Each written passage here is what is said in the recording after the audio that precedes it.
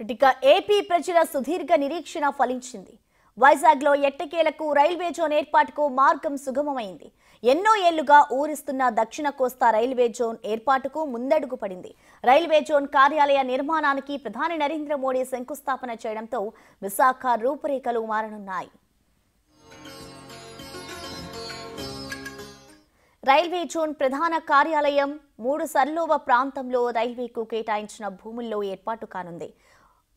3 సర్లోవలో railway శాఖకు 52 ఎకరాల భూమి ఉంది. ఇందులో 10 ఎకరాల్లో రైల్వే జోన్ కార్యాలయ భవనాలు నిర్మాణం కానున్నాయి. ఇక 9 అంతస్తుల్లో ఈ భవనాలు నిర్మించేందుకు రైల్వే శాఖ నిర్ణయించింది. ఇప్పటికే టెండర్ల ప్రక్రియ ప్రారంభమైంది. భవనాల నిర్మాణానికి దాదాపుగా 150 కోట్లు కేటాయించే అవకాశం ఉన్నట్లుగా తెలుస్తోంది.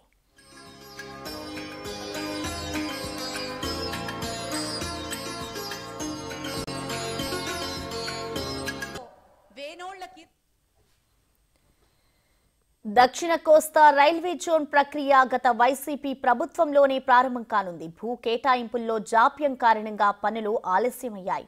కూటమి ప్రభుత్వం అధికారంలోకి రాగానే భూ కేటాయింపుల్లో జాప్యాన్ని తొలగించింది. 3 సర్లోవ ప్రాంతంలో ఏకంగా 52 ఎకరాలను రైల్వే జోన్ కార్యాలయానికి కేటాయించింది. తాజాగా south coastal railway zone head quarters కార్యాలయానికి ప్రధాని మోడీ శంకుస్థాపన చేయడంతో పెండింగ్ పనులు పరుగులు తీయనున్నాయి.